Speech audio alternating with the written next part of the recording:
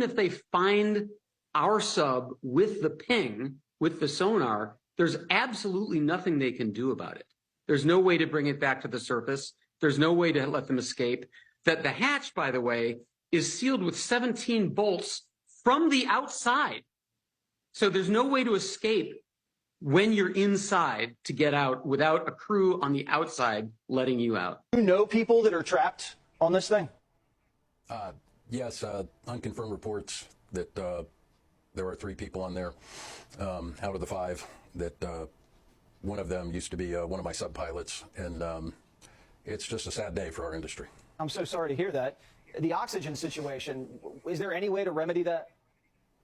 No, we carry O2 bottles with us in the submersible, and you also have CO2 scrubbers. And, you know, the O2 will last longer than your CO2 scrubbers. And if those CO2 scrubbers go, and depending on what actually happened at depth, just not feeling good about it. What could possibly have happened?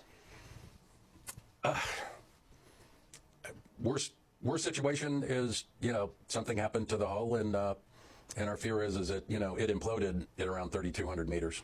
And is there anything that the U.S. Navy can do right now? No. I mean, I don't see anything that can happen at this point. I mean, I'm trying to be, you know, somewhat cautious and, you know, don't want to basically be the naysayer of what's going on. But when you're talking 6,000 pounds per square inch, it is a dangerous environment. More people have been to outer space than to this depth of the ocean. And when you're diving in these situations, you have to cross your T's, dot your I's. You have to do everything absolutely perfect and by the book. And, you know, throw in a bunch of tourists in a new sub that, you know, was just created over the last several years. It's not looking good, Jesse. Couldn't help noticing how many pieces of this sub seemed improvised. We can use these off-the-shelf components. I got these from Camper World. We run the whole thing with this game controller. Come on! There's only a few possibilities. So this thing has 7 different ways to return to the surface, different ways of releasing ballast or inflating air balloons or using the propellers. So there's backups of backups of backups.